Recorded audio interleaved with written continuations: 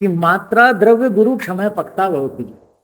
चरक ने कहा था कि शीतकाल में शीत के स्पर्श से हमारी जठराग्नि मजबूत हो जाती है, अधिक मात्रा में हम खा सकते हैं पदार्थों को, और उन पदार्थों को भी सेवन कर सकते हैं जो गुरु अर्थात पचने में भारी हैं, जिनको पचाना जठराग्नि के लिए बड़ा कठिन होता है। अन्य ऋतुओं में खाएं तो वो हानि भी कर देते हैं, वो खा सकते हैं। अब ये बात बता दी सिद्धांत की। अब कहते हैं तस्मात् तुषार समये स्निग्ध अम्ल लवणान रसान गोरसान इक्षु विकृति से वशा तैलम नवोदनम अभ्यस्तः आयु न हीयते। हम सब क्या चाहते हैं? दीर्घायु। किसी को भी आशीर्वाद दे क्या कहते हैं? आयुष्मान भव। सबसे पहला आयु। फिर क्या कहेंगे? यशस्वी भव। फिर क्या कहेंगे? तेजस्वी भव। फिर क्या कहेंगे? वर्चस्वी भव। ऐसा बोलते सबसे पहले क्या है? आयु।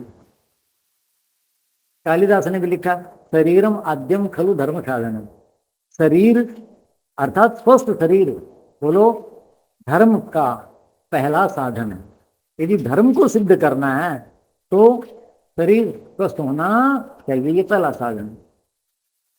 तो अब यहां ये लिखा है अभ्यस्यतः, ऐसा यदि अभ्यास करोगे, अभ्यास का मतलब जीवन में धारण करोगे, तो आयु नहीं ये थे, हे मानव तुम्हारी आयु क्षीण नहीं होगी। ये क्या? तस्मात इसलिए, पक्ता जठराग्नि प्रबल होती इसलिए, हे तुषार समय शीतकाल में, हेमंत और इसी ऋतु में किनको करो? मैंने कहा खाने के 6 रस बताए थे, मधुर अम्ल लवण, कटु तिक्त और कषाय। मधुर अम्ल और लवण ये जो 3 हैं रस हैं, ये कफ की वृद्धि करते हैं। और तिक्त नीम, कटु मिर्च और कषाय कषैला जिसे आप कहते हैं, ठीक है जी। जैसे जामुन है, अमरूद का कच्चा पत्ता है जी। जैसे जितनी भी कसेली चीजें, मुंह में रुक्ष था, वो कफ को कम करती हैं और ये कफ को बढ़ाती हैं। कौन सी? मधुर अम्ल और लवण। तो तस्मात इसलिए कफवर्धक चीजें खाइए। क्यों? ये जठराग्नि इनको पचा लेगी, जठराग्नि का भोजन बन जाएंगे ये, तो शरीर को पुष्ट करेंगे, क्योंकि कफ बनेगा, रस रक्त आदि धातु में खूब इनकी वृद्धि होगी। कफ का मतलब शरीर की वो धातु जो हमारा पोषण करती है, जो हमें पुष्ट करती है, मांसल करती है, सारी धातुएं जिससे भरी पूरी रहती है। इसलिए इनका सेवन करो। क्या क्या जी? जरा नाम तो बता दो। कहते हैं गो इक्षुरस, गोरस और इक्षुरस मुख्य रूप से, ये ध्यान रखना। इस ऋतु में खाते हैं कि नहीं खाते? अब हरियाणा के लोग, पंजाब के लोग, पश्चिम उत्तर प्रदेश जहाँ ज्यादा होते हैं, क्या खाते हैं इस ऋतु में? खूब घी दूध खाते हैं और खूब मीठी चीजें खाते हैं। मिठाइयाँ नहीं बनाते? मिठाई मतलब गोंद के लड्डू बना रहे हैं, बादाम बादाम पाक बना रहे हैं, पिन्नियाँ बना रहे हैं, तरह तरह की बना रहे हैं। तिल है तो तिल में तिल के लड्डू बना रहे हैं, उसमें मीठा डाल रहे हैं, यानी मीठा खूब होगा। तो गोरस दूध और दूध से बना रहे। गोरस समझ गए? दूध का नाम गोरस, गाय का रस दूध के लिए है। तो गोरस विकृति से, गाय का दूध, और दूध विकृति का मतलब उसकी अगली अवस्था, जैसे दही, जैसे लस्सी, जैसे पनीर, जैसे घी, जितने भी, जैसे दूध गाजर में डाल दी तो गाजर पाक, आगे चर्चा करेंगे उसके गुणधर्मों की, वहाँ रसायन कल्प तो अलग फिर बताऊंगा। तो गोरस समझ गए? गाय के दूध और दूध से बने पदार्थ इस ऋतु में खूब खाएं। और क्या करा? इक्षु, ईख समझ गए? तो खूब गन्ना चूपो, गन्ने का रस पियो। मैंने लोगों को जून में गन्ने का रस पीते देखा, जुलाई में पीते देखा। ऐसा बावड़ा संसार है, बताओ। आयुर्वेद का ज्ञान ही नहीं उनको। अरे गन्ना इस ऋतु में ही होता है, ये मार्च तक रहेगा, बस प्रकृति ने जो दिया उसी में पियो। उसमें विकार, फिर हृदय स्थूल होती है, तंगियां होती हैं, फिर चलो इस ऋतु में बताएंगे। तो वो उस समय नहीं, यानी इस ऋतु में ताजा कोल्हू से ताजा गन्ना और उसका रस पिए, जो पी सकते हैं। अब जिनको नहीं है तो उनको हम क्या करें। और विकृति से, जैसे दूध की विकृतियां, ऐसे ही गन्ने के विकृतियां क्या है, गन्ना, गन्ने का रस उसकी विकृति है। विकृति का मतलब विकार नहीं है, विशिष्टाकृति, यानी उसके बाद उससे और क्या क्या हुआ, इस अर्थ में प्रयोग किया है। गुड़, शक्कर, गुड़ जैसी बिखरी बिखरी की नहीं होती, दलियां होती हैं गुड़ जैसे रंग की, खांड,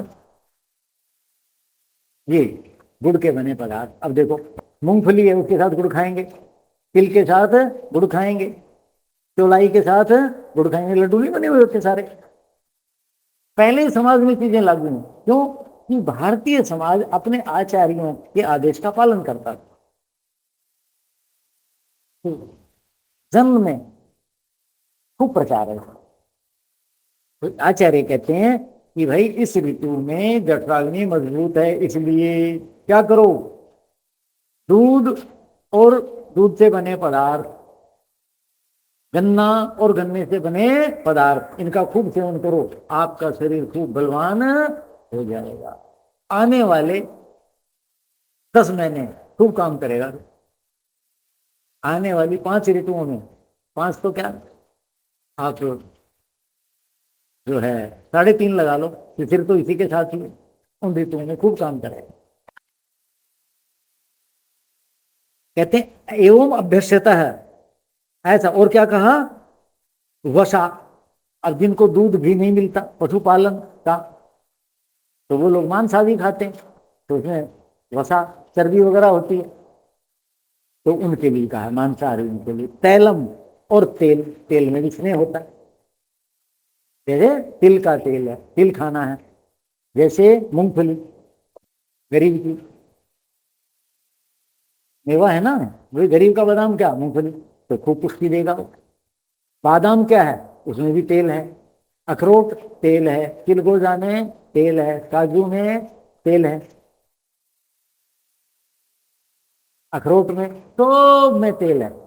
तो तैलम का मतलब जो भी, जिन्हें अंग्रेजी में नट्स कह देते हैं, जिनके अंदर तेल है वो सारे पदार्थ खाओ, और उनके तेल भी खाओ। इस ऋतु में सरसों का तेल न खाएं, तिल का खाएं, क्योंकि तिल का तेल अधिक गर्म होता है और उसमें बहुत अधिक सामर्थ्य होती है। तिल का प्रसंग अभी आएगा तो उसमें बताएंगे बाद में। तो तिल खाने का बहुत ज्यादा नियम है, आपको देखा होगा, तिल की रेवड़ी बनाएंगे, गज्जक बनाएंगे, तिल सीधे खाएंगे। अब शहर में और दुकानदारों ने तो ये अपने व्यवसाय के लिए, या आलसी लोगों के लिए, या लोगों की जीभ की कमजोरी पता चल गई, इसलिए वो गज्जक बना दी। असली काम है तिल को सीधा चबाओ, और चबाने के बाद फिर तिल खा लो, ऊपर से 2 चम्मच या इतना गुड़ या इतना शक्कर या 2 चम्मच खांड ले लो। साथ खाएंगे तो क्या होगा, मुंह में जल्दी प्लेसमा होगा, और वो तिल चबा नहीं पाएंगे, सीधा अंदर चला जाएगा। अब पेट ने मुंह का काम तो करना नहीं, कि पेट मुंह का काम कर लेता है, बताओ, क्योंकि पेट मुंह का काम करता तो परमात्मा फिर एक ही चीज बना देता। तो मुंह का काम मुंह से लेना है, पेट का काम पेट से लेना है। तो तिल बारीक होता है, खूब उसको चबाओ, दूध बनाओ उसका, और उसके ऊपर थोड़ा सा मीठा ले लो। क्यों, तिल जो है हल्का सा पित्त पैदा करता है, तो ऊपर से मीठा लेंगे, खांड ले लेंगे और ठीक हो जाएगा, उसका पित्त नहीं बनेगा। और तिल और गुड़ इतने पौष्टिक हैं, ये पुराने लोगों से पूछो, इसलिए इसका नियम है। मकर संक्रांति में तो देने का नियम है, बांटने का नियम है, धर्म है। क्यों कि भाई और लोग भी जो खरीद नहीं सकते वो भी खा लेंगे, वो भी स्वस्थ रह जाएंगे। जितने मनुष्य समाज में अधिक स्वस्थ होंगे उतने हम सुखी होंगे। मैं आज भी सवेरे योग की कक्षा में बता रहा था, मैंने कहा हम जो कार्य कर रहे हैं, हम जो स्वस्थ रहने के लिए योगासन चिंतन करते हैं, ये जीवन शैली, ये अपने लाभ के लिए तो कर रहे हैं, इसे परोपकार भी है। तो बोले आचार्य जी परोपकार कैसे, मगर परोपकार ये है कि हम बीमार नहीं होंगे तो समाज का लाभ नहीं है क्या इसमें। कोरोना में सब बीमार हुए, हॉस्पिटलों में जगह मिली। अभी डेंगू के समय जगह नहीं मिलती। इस बार तो कम है, नहीं तो जगह ही नहीं मिलती। तो बारी किसकी आएगी? समृद्धि की आएगी, गरीब की बारी तो नहीं आएगी। तो जो स्वस्थ रहता है वो अपना लाभ तो करता ही करता है, स्वजनों का लाभ तो करता ही करता है, अन्यों का, अपरिचितों का भी परोपकार करता है। तो ऐसे ही मकर संक्रांति आदि के जो लड्डू बांटते हैं, तिल बांटते हैं, तिल की खिचड़ी बनाते हैं, वो क्या है? इसलिए परोपकार है। जिनकी सामर्थ्य खरीदने की नहीं है वो खा लेंगे 1 2 दिन 5 दिन, और वो स्वस्थ रहेंगे। और स्वस्थ रहेंगे तो हम एक दूसरे से जुड़े हुए, कोई किसी सेवा में, कोई किसी सेवा में, और हम सुखी रहेंगे। तो इसलिए कहा तैलम, अर्थात तेल जिनमें है वो सारे चीजें नाम मैंने गिनाई दी, जो बच गए आप मान लीजिए। वशा तैलम, नव ओदनम। अब नई फसल आई है उत्तर भारत में, किसकी आई है? चावल की। नव ओदनम, तो नया चावल खाना है। अब जो चावल की खिचड़ी बनाते हैं ना, वो इस ऋतु में मूंग न डालें, जिनकी पाचन शक्ति अच्छी है, स्वस्थ है, अच्छी होगी स्वस्थ की, तो वो क्या करें? उसमें उड़द डालें और थोड़ा सा तिल डालें, और उसकी खिचड़ी बना के खाओ। जिनके पास घी नहीं है, मान लो घी है तो घी खाओ। तेल से घी उत्तम है, लेकिन सबके पास तो घी होता नहीं, सामर्थ्य नहीं है, तो वो तिल ले आए बाजार से, 200 रुपये, 250, 250 ऐसे होगा, और वो खाओ आप। घी वाले से आप ज्यादा शक्तिशाली हो जाए। तो नव ओदनम, नया चावल बनाओ। तो चावल में क्या करो? चावल तो शीतल होता है, जड़ता पैदा करेगा, उसमें आप उड़द डाल दो, उसमें आप तिल डाल दीजिए, और फिर उसको खिचड़ी खा के रात को देर हो जाओ। जबकि रात को चावल नहीं खाने चाहिए। क्यों? लंबी रातें हैं, शीतल रातें हैं, चावल ठंडा है, लघु क्षमता ज्यादा आएगी। लेकिन यदि आपने रात को भी उड़द डाल करके, तिल डाल के खिचड़ी खा ली, उड़द की और केवल चावल की खिचड़ी बना लो, और ऊपर से तिल का तेल डाल लो। तिल का तेल कभी शुद्ध खा के देखो। तिल का तेल 600 रुपये किलो लाता हूं मैं, इससे सस्ता मिलता ही नहीं, क्योंकि एक व्यक्ति निकालता है, कतई से कम पड़ता नहीं। मगर भाई कोई बात नहीं, शुद्ध तो है। अब बाजार में 125 150 मिल जाएगा, तो तिल तेल हो सकता है क्या? तिल का भाव ही 250 है, कैसे मिल जाएगा? और उसमें से 350 ग्राम मुश्किल से निकलता है। उसका मेहनत भी है, मशीन भी है, बिजली कितनी। तो शुद्ध वो तेल ले आओ। घी तो अभी मैंने पता करवाया गांव में हमारे, तो बोले कि 1200 1100 रुपये। अब वो तो नहीं ले सकता भाई, आधे का ले लो। और जिसके पास तिल नहीं है, फिर वो सरसों का ले लो। लेकिन इस ऋतु में तो तिल ही खाना चाहिए। तेल सभी गर्म होते हैं, तिल केवल गर्मी के लिए नहीं खाते। तिल में कैल्शियम बहुत ज्यादा होता है, अनंत गुण है। सरसों की आहुति देते हैं क्या हवन में? हवन में तिल की आहुति का नियम, क्यों? तिल वेद्य है, पवित्र है, अनंत गुण है। सरसों के तेल के इसके लड्डू बनाते हैं क्या? सरसों खली के। अब तिल का तो कूट करके सीधे लड्डू बन जाएंगे, मावे में डाल देते हैं लोग, तो सब बनते हैं। ऐसा ध्यान रखना है। आगे क्या लिखता है, एक मैं सावधानी बता दूं, बेसन के लड्डू नहीं बनाने। कुछ लोग जिनको ज्ञान नहीं है, क्यों? चना ठंडा होता है, लड्डू बनाने हैं तो उड़द के बनाओ, उड़द को पीसो, उड़द के लड्डू बनाओ। आई बात समझ में?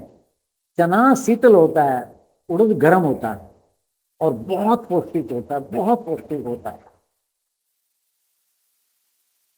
चना रुक्ष होता है, और इस ऋतु में क्या है? रुक्षता पैदा होती है। हेमंत शीत रुक्षता पैदा कर, देखो त्वचा पे आप देखोगे, हाथ मारो सफेदी हो जाती है ना, पैर फटने लग जाते हैं, सिर में हो जाती है कि नहीं सफेदी सी, ये वो रुक्षता पैदा करती है। तो उड़द जो है वो रुक्षता पैदा नहीं करता, कफ की वृद्धि करता है। उड़द के बारे में क्या लिखा है संस्कृत में? उसको मांस कहते हैं। कफ पित्त करा माशा, मांस जो है, उड़द जो है, कफ और पित्त को पैदा करता है। और इस ऋतु में यही तो चाहिए कि खूब कफ बढ़ जाए ताकि शरीर पुष्ट हो जाए आने वाले ऋतुओं के लिए। और पित्त पैदा होगा तो क्या होगा? सर्दी है शरीर में गर्मी पैदा होगी। पित्त किसका नाम है? गर्मी का नाम है। तो उड़द की मात्रा खूब होनी, तो उड़द के लड्डू बनाओ, उसमें घी डालो, मीठा डालो और खाओ। ये जो बेसन के बना करके बट रहे हैं, दुकानों से लेके आ रहे हैं, ये नहीं करना चाहिए। हानि नहीं होगी, घी डल गया, मीठा डल गया, लेकिन जो लाभ तिल के लड्डू में है, जो लाभ उड़द के लड्डू में है, जो लाभ अलसी के लड्डू बनाए जाते हैं, अलसी में तेल होता है, गर्म होता है, जोड़ों के दर्दों के लिए, उसके लड्डू बनाओ, लेकिन बेसन के लड्डू से बचेंगे। अब हमारे यहाँ क्या करते हैं देखो, हरियाणा में हमारे यहाँ गोंद के लड्डू बनाए जाते हैं। गोंद लाएंगे, उसको घी में तल करके और उसमें आटा और खांड मिला करके आते, सवेरे एक गोंद का लड्डू इतना मोटा सा दे दिया, लगभग पाव भर का, 200 या पाव ग्राम का, 300 का भी हो सकता है, और एक गिलास दूध दे दिया, काम खत्म। और बच्चा कॉलेज यूनिवर्सिटी में पढ़ने जाएगा आपकी तरह, शाम तक आएगा, उसको भूख नहीं लगेगी, ऐसा मजबूत शरीर मिलेगा। और आप क्या करेंगे? नहीं रहने दो, कैंटीन में खा लेंगे। कैंटीन में क्या खाएंगे? समोसा, ब्रेड पकोड़ा। वो जो ब्रेड पकोड़ा समोसा जिसमें तला जा रहा है, कढ़ाइया देखी कभी? उसमें तेल देखा? उस तेल का नियम है, एक चाहे घी भी हो, एक तापमान है, उससे ऊपर करेंगे तो उसमें केमिकल रासायनिक क्रिया होती है और वो विषैला बन जाता है। और एक बार गर्म किया हुआ तेल दोबारा उपयोग नहीं करते, और वो तो उसमें पड़ा रहेगा, चलता रहेगा। इसी कारण आप देखो जवान बच्चे मर रहे हैं। अभी मेरे को चिकित्सक ने बताया कि डॉक्टर साहब, ये जो गरबा हुआ, डांडिया हुआ नवरात्रों में, तो उसमें इतनी जवान मौतें होगी, बच्चे कैसे मर गए? हृदय रोग। क्यों? मगर एक तो व्यायाम नहीं करते, इसलिए हृदय को अभ्यास नहीं है। जो व्यायाम करेगा, कठोर व्यायाम युवावस्था में जो होने चाहिए, तो हृदय व्यायाम में शक्ति खर्च होती है, कितनी रक्त की सप्लाई होती है, संचार होगा खूब, उसका अभ्यास नहीं हृदय को, तो वो करें। दूसरा, ये जो इतने तरह तरह के खाद्य पदार्थ खा रहे, उसके कारण विकृतियां आ रही, जल्द आ रही। तो जो मैं बात कहना चाह रहा था, गोंद के लड्डू बनाने, क्या बनाने हैं? गोंद के लड्डू बनाने। और व्यायाम करो, केवल ये नहीं कि बिना व्यायाम के, व्यायाम करो। विद्यार्थी, मैं कॉलेज में बच्चों को बताया करता था, उनका बेटे व्यायाम करना और पढ़ना ये आपका धर्म है। यदि आपने व्यायाम नहीं किया और यदि आप पढ़े नहीं तो पाप लगेगा। क्यों? ये जो आपको रोटी दे रहा है, वस्त्र, पढ़ाई का खर्चा, ये समाज दे रहा है, माँ बाप नहीं दे रहे। माँ बाप को जो वेतन मिल रहा है, जो भी उनकी आमदनी है, वो तो समाज पर आश्रित है। आप यदि व्यायाम नहीं करते, स्वस्थ शरीर नहीं होता, आप पढ़ते नहीं है, क्योंकि और कोई काम नहीं कराया जाता आपसे। तो शरीर को स्वस्थ रखने के लिए आने वाले तीनों आश्रमों में आपका शरीर स्वस्थ रहे, तो तुम ताकत इकट्ठी करो ना। खूब जिसके पास बैंक बैलेंस होगा, ब्याज में काम चल जाता है नुकसान।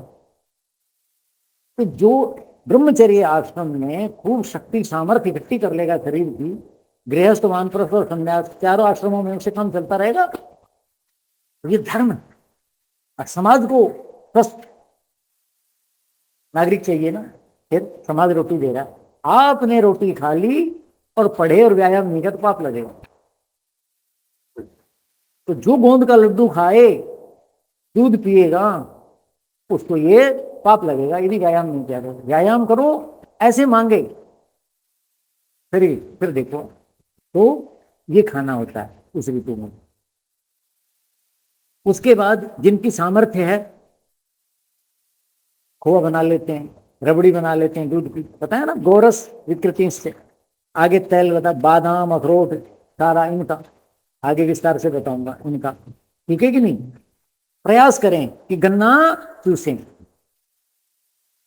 यथासंभव, क्योंकि गन्ना जो है वो ज्यादा लाभदायक है रस की अपेक्षा। आचार्य चरक लिखते हैं कि गन्ने का यदि रस आप लेंगे तो क्या होगा, गन्ने के ऊपर जो भी कुछ लगा हुआ है उसकी विकृति, गांठ उसकी विकृति, गन्ने के अंदर भी कई बार कीड़ा होता है, वो तो ध्यान देते नहीं, वो यदि घर का भी है, वो जो यंत्र है यंत्र की विकृति, जिस धातु की है, साफ सफाई। उसके बाद रस जितनी देर वायु के स्पर्श करेगा वहां से निकल करके आपके मुख के अंदर तक जाएगा, वायु में जितने जीवाणु धूल मिट्टी हो, और वायु के संपर्क से वो गरिष्ठ हो जाएगा, भारी हो जाएगा, हृदय शूल पैदा करेगा वो लिखते हैं। तो गन्ना यथासंभव से 2 पोरी लें, लेकिन आप कैसे लें?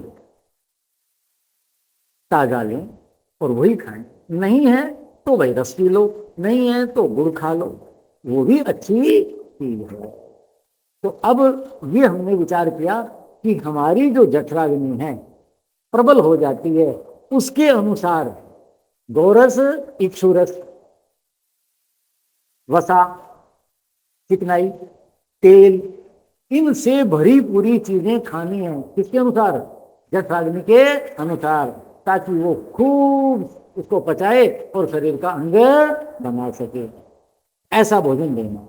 अब अगले व्याख्यान में हम चर्चा करेंगे, इतनी प्रबल जो अग्नि हो गई, यदि इसको हल्का भोजन दे दिया, उपवास कर लिया, कुछ हो गया, तो ये हानि क्या है? इसके बारे में आयुर्वेद क्या कहता है कि हेमंत ऋतु, शिशिर ऋतु में अनुकूल भोजन न मिलने से क्या हानियां हो सकती हैं, उस पर चिंतन करेंगे।